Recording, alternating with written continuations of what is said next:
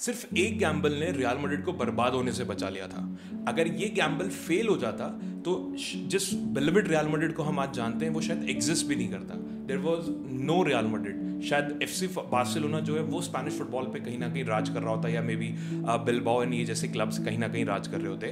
But thankfully वो Gamble यहाँ पे काम कर गया और रियल मैड्रिड फ्रॉम देयर, जो कि फाइनेंशियली इतना ज़्यादा स्ट्रगल कर रहा था कि बार्सिलोना उनके आगे बहुत ही रिचेस्ट क्लब बन चुका था, फ्रॉम देयर टू हेयर किस तरीके से रियल मैड्रिड ने ये ट्रांजिशन किया। तो आज की वीडियो में इसी के बारे में बात करते हैं यार, कि क्या था ये गैम्बल, किसने गैम्बल लिया, क्या स्ट्रैटेजीज बनाई एंड कैसे हम वहाँ से यहाँ तक आ गए। तो इससे पहले कि हम आगे बढ़ें, अगर वीडियो पसंद आए तो please share it with your friends, subscribe to my channel the football jockey, follow me on the Instagram, Facebook, Twitter with the same name. Okay, so आज की वीडियो में हम बात करने वाले हैं रियल मैड्रिड के सबसे डार्केस्ट पीरियड के बारे में, जो कि सिर्फ रियल मैड्रिड का नहीं बल्कि स्पेन का भी एक बहुत ही डार्केस्ट पीरियड था। वो था स्पेनिश सिविल वॉर। 1936 से 39 के आसपास का ये टाइम था। वॉर ऑलमोस्ट खत्म ही हो चुकी थी। तो ऑब्वियसली जब किसी कंट्री में वॉर वगैरह चल रही होती है तो जो फुटबॉल होता है या जो स्पोर्ट होता है वो एक बैक सीट ले लेता है। तो ऑब्वियसली फुटबॉल भी एक बैक सीट यहाँ पे कहीं ना कहीं ले चुका था। And just like every other club, every other major club in the Spain, Real Madrid भी फिनेंशियली बहुत ज़्यादा स्ट्रगल कर रहा था।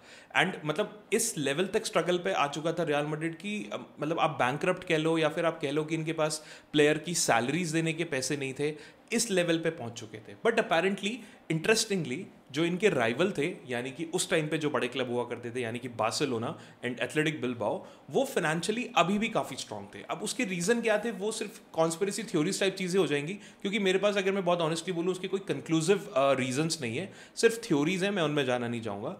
तो फैक्ट जो है वो यही है कि रियल मैड्रिड ऑलमोस्ट ऐसी हालत में आ गया था कि रियल मैड्रिड के बिकने तक की बातें होने लगी थी कि शायद कोई खरीद लेगा या किसी इंस्टीट्यूशन के साथ मर्ज हो जाएंगे या समथिंग लाइक दैट। मतलब इस इतनी बेकार हालत पे आ चुका था। इसका एक रीज़न और भी था कि उस टाइम पे ना रियल मैड्रिड नहीं होता था। मतलब real Madrid was like just normal club. पिछले 8 साल में, मतलब अगर आप मानो कि 1940 तक रियल मैड्रिड को 8 साल हो चुके थे, उन्होंने लीग कप जीता ही नहीं था।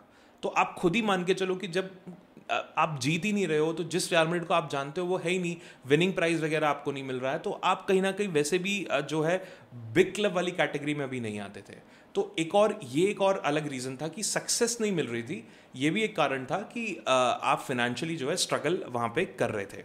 और इसी की वजह से रियल मैड्रिड, मतलब एक स्ट्रगल करना एक अलग चीज़ है, ये प्रॉपर डेट में आ चुके थे। मतलब डेट में इस हद तक आ गए कि मैड्रिस्टास को लगने लगा कि जो भी मैड्रिड फैंस थे कि ये क्लब हमारा अब जा चुका है भाई, अब कुछ रियल मैड्रिड नाम का नहीं बचेगा।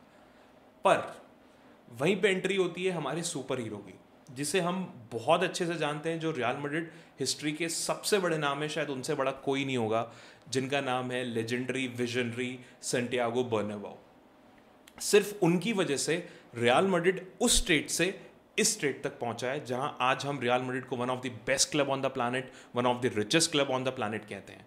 तो हुआ ऐसा कि ऑब्वियसली बर्नाबाओ के बारे में हम जानते हैं, previous Real Madrid player, previous manager, director रहे हैं, then obviously longest serving I think president रहे हैं, जो 40 से 73 के आसपास तक रहे हैं जहाँ तक मेरा अंदाज़ा है। तो 43 में ये प्रेसिडेंट बने थे रियल मैड्रिड के, एंड आई थिंक 70s जब तक इनकी डेथ नहीं हुई थी तब तक ये जो है प्रेसिडेंट रहे थे रियल मैड्रिड के, और इन्हीं के अंडर रियल मैड्रिड ने सबसे ज़्यादा ग्रो करा था।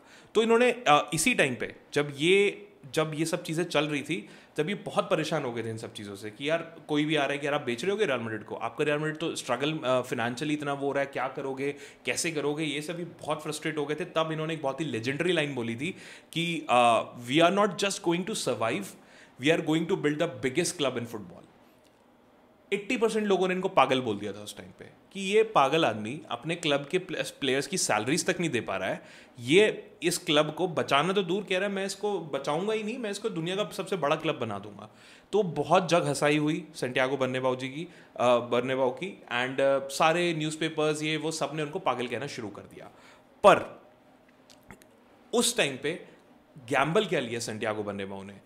आपके अकॉर्डिंग पहली सबसे पॉसिबल चीज़ क्या हो सकती है? पहली पॉसिबल चीज़ ये हो सकती है कि जब आप डेट में होंगे आप पैसा लो, अपना डेट उतारो, राइट, ताकि आप एटलीस्ट एक जीरो पे आ सको, फिर जीरो से यू कैन स्टार्ट। बट बर्नाबाओ ने यहाँ पे क्या किया, उन्होंने सबसे बड़ा जो गैम्बल है वो यहाँ पे ये लिया, उन्होंने एक लॉन्गर विजन रखते हुए उन्होंने बोला कि मैं अपने स्टेडियम की कैपेसिटी बढ़ाऊंगा, मैं अपने स्टेडियम को रिबिल्ड करूंगा, जिससे मेरे पास और अपॉर्चुनिटीज़ आएंगी। मैं सिर्फ अपना डेट नहीं उतारना चाहता, मैं अपने क्लब को फाइनेंशियली बहुत मजबूत बनाना चाहता हूँ। अब ऑब्वियसली आप खुद सोचिए, एक ऐसा क्लब जिसके पास अपने प्लेयर्स की सैलरी भरने के पैसे नहीं है, उस पर कौन भरोसा करेगा, वो कैसे स्टेडियम बनाएगा। सैंटियागो बर्नाब्यू ने मैड्रिड के जितने भी बिजनेसमैन थे, जितने भी इन्वेस्टर्स थे, सबको पर्सनली कन्विंस करा, सबको पर्सनली इस तरीके से, मतलब आप बोलो कि शीशे में उतारा कि भाई आप पैसा लगा दो, आपका पैसा डूबेगा नहीं, मैं इस चीज़ की गारंटी ले रहा हूँ, या जो भी उन्होंने बातें की होंगी, ऑब्वियसली वो तो मुझे नहीं पता, पर उन्होंने एक एक बिजनेसमैन, इन्वेस्टमेंट बैंकर, इन्वेस्टर्स, सबको इस चीज़ के लिए मनाया। एंड लकीली मेजॉरिटी ऑफ जो उनमें से बिजनेसमैन थे वो मान गए, और उन लोगों ने अपना पैसा लगाने के लिए राजी हो गए। अब यहीं पे वो पॉइंट भी आता है जो काफ़ी आपको कॉन्स्पिरेसी थ्योरीज मिलेंगी, इसके बारे में तो मैं बोल ही देता हूँ कि फ्रैंको ने पैसा लगाया था।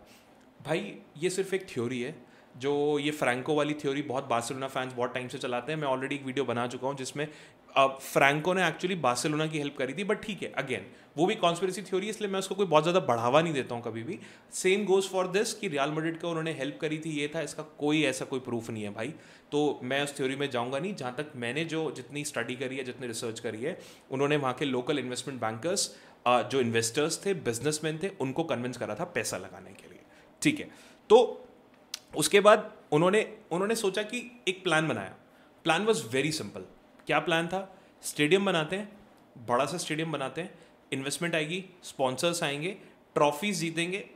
ट्रॉफीज जीतने के लिए, मतलब टेक्निकली अगर आप स्टेप बाय स्टेप देखो, स्टेडियम बनाते हैं, बड़े बड़े प्लेयर्स साइन करते हैं, ट्रॉफी जीतेंगे, सिंपल। गैलेक्टिको जो आप अब जानते हो, सैंटियागो बर्नाब्यू ने उसी टाइम पे ये आइडिया सोच लिया था। तो आप कह सकते हो कि technically Florentino Perez is also कहीं ना कहीं copying the legendary visionary Santiago Bernabeu कहीं ना कहीं। तो इन्होंने क्या करा, 1944 में कंस्ट्रक्शन स्टार्ट हो गई जिस बर्नाब्यू को हम जानते हैं, एंड 1947 में वो खत्म भी हो गई। बहुत मतलब एकदम दिन रात उसके ऊपर काम चला, एंड फाइनली एक एज अ रिस्पेक्ट के तौर पे उस स्टेडियम का नाम रख दिया गया सैंटियागो बर्नाब्यू, जो उनके खुद के नाम पे रखा हुआ था। पहला स्टेप यहाँ पे कंप्लीट हो गया। अब आता है सेकंड स्टेप। अब आपके पास स्टेडियम है, अब आपको ट्रॉफीज जीतनी है, तो उसके लिए आपको चाहिए स्टार प्लेयर्स। उस टाइम पे सिर्फ एक ही स्टार प्लेयर पूरी दुनिया में फेमस था, वो था अल्फ्रेडो डी स्टेफनो। एंड इसके ऊपर मैं ऑलरेडी एक शॉट बना चुका हूँ कि किस तरीके से सैंटियागो बर्नाब्यू ने ये इनको खींच लिया था, स्नैच कर लिया था, क्योंकि बार्सिलोना ऑलमोस्ट इनको साइन कर चुकी थी। उसके लिए आप मेरे चैनल पे जो मेरी शॉट है वो जाके देख सकते हो। 1953 में रियल मैड्रिड ने इम्पॉसिबल करते हुए अल्फ्रेडो डी स्टेफनो को साइन कर लिया, और ऑब्वियसली उसी के साथ रियल मैड्रिड की यूरोपियन ग्लोरी और कह लो, या फिर आप डोमेस्टिक टाइटल्स कह लो, वो आने यहाँ पे फटाफट स्टार्ट हो गए। अब आप कह सकते हो कि ये इनकी साइनिंग इतनी ज़्यादा इंपॉर्टेंट क्यों थी यार? ये ना एक स्ट्रैटेजिक पॉइंट ऑफ व्यू से भी बहुत इंपॉर्टेंट थी, क्योंकि वो उस टाइम पे साउथ अमेरिका के सबसे बड़े फुटबॉलर थे। अगर आप मेरी शॉट देखोगे तो वहाँ पे मैंने बहुत डिटेल में बताया हुआ है। उसके अलावा ऑब्वियसली वो बार्सिलोना ज्वाइन करने वाले थे, एंड एकदम से बर्नाब्यू ने उनको रियल मैड्रिड ज्वाइन करा दी। तो ये तो बहुत ही बड़ी अटेंशन बन गया कि यार अल्फ्रेडो डी स्टेफनो जो है वो रियल मैड्रिड के लिए खेलेंगे, तो ये तो बहुत ही बड़ी चीज़ हो गई। तीसरा, इस ट्रांसफर ने रियल मैड्रिड की हिस्ट्री बदल दी, सब कुछ बदल दिया। मतलब आते ही वो एक रियल मैड्रिड में आते ही उन्होंने रियल मैड्रिड को एक विनिंग मशीन बना दिया। एंड जैसे कि मैंने बताया कि उन्होंने स्पेन, यूरोप, हर जगह के टाइटल जीतने शुरू कर दिए, एंड उनके आने के बाद ही रियल मैड्रिड ने 5 कंसेक्यूटिव यूरोपियन कप्स जो थे, जो 56 से 60 के बीच में जीते थे, वो भी उन्होंने ही जितवाए थे। इसके बाद से तो ऑब्वियसली रियल मैड्रिड ने कभी पीछे मुड़ के देखा ही नहीं। तो जो रियल मैड्रिड का जो गैम्बल था वो एक्चुअली पे हुआ, जो सैंटियागो बर्नाब्यू का गैम्बल था इन्वेस्टर्स को कन्विंस करने का, वो फाइनली यहाँ पे पे हो गया। तो अब अगर आप बात करो from dead club to the biggest club of empire, उसके 10 साल के अंदर, मतलब ये सब हो गया, बन गया, सब हो गया, 10 साल के अंदर बैंक्रप्सी से real Madrid best team in the world पहुंच गया। सिर्फ एक आदमी के विजन, या फिर एक गैम्बल, या फिर आप जिद, कुछ भी कह सकते हो, वट एवर इट इज, वो विश्वास था सैंटियागो बर्नाब्यू को, एंड उसने वो करके दिखाया। 10 साल के अंदर real Madrid was the biggest club at least in the world that time. And उसके बाद स्टेडियम जो है बर्नाब्यू का, उसमें नई नई साइनिंग्स होती रही, गैलेक्टिको कल्चर वहाँ पे बनता रहा, एंड मॉडर्न डे सुपरस्टार्स जो है वो भी आने आने धीरे धीरे स्टार्ट हो गए। मतलब 1960s तक रियल मैड्रिड एक अनस्टॉपेबल फोर्स बन चुका था। यानी कि एक किसी भी सक्सेसफुल क्लब जो उस टाइम पे बनता था, जो भी नया क्लब, जो भी क्लब्स बाद में बने, वो रियल मैड्रिड की तरफ देखते थे कि यार हम भी इनकी तरह एक मॉडल बनाएंगे, या फिर इनकी तरह ही अपने क्लब की एक सक्सेस का पाथ बनाएंगे। एंड वो सक्सेस का path obviously visionary Santiago Bernabeu ने ही रियल मैड्रिड को दिया था। तो अगर आप मुझसे पूछो तो ये भाई एक कमबैक नहीं था, ये एक रीबर्थ था। अगर उन्होंने वो गैम्बल ना लिया होता तो शायद रियल मैड्रिड आज भी एक मीडियोकर क्लब बन के बच जाता। आई एम नॉट सेइंग कि शायद रियल मैड्रिड खत्म भी हो जाता, बट शायद सैंटियागो बर्नाब्यू बचा लेते अगर सिर्फ नॉर्मल हमारी तरह सोचते। शायद एक मीडियोकर क्लब बन के रह जाता, वही 8, 9, 10 पोजीशन पे खेलने वाला। बार्सिलोना और बिल्बाओ वगैरह जो है डोमिनेट करते रहते, बट सैंटियागो बर्नाब्यू की वजह से we are the elite of Europe. And आप कह सकते हो कि नॉट जस्ट यूरोप, स्पेन के भी अपन बेस्ट, मतलब वन ऑफ द बेस्ट हमारे बाद बार्सिलोना आते हैं, तो just because of that decision. अब यहाँ पे कुछ छोटे मोटे क्वेश्चन हैं, मतलब शायद मे बी इनके आंसर आप मुझे कमेंट में बता सकते हो कि अगर मैड्रिड 1940 में फोल्ड हो जाता, मतलब बिक जाता, खत्म हो जाता, वो हो जाता, do you really think that Barcelona would be the face of the Spanish football, या फिर कोई और टीम उनको ओवरटेक कर सकती थी, मे बी बिल्बाओ या मे बी सिविया या may be any other club, whatever you could think of.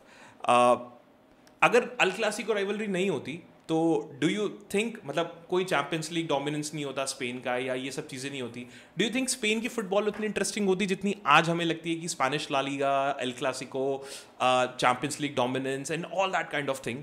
क्या आपको लगता है कि ये फुटबॉल उतनी डोमिनेट कर पाती यूरोप में?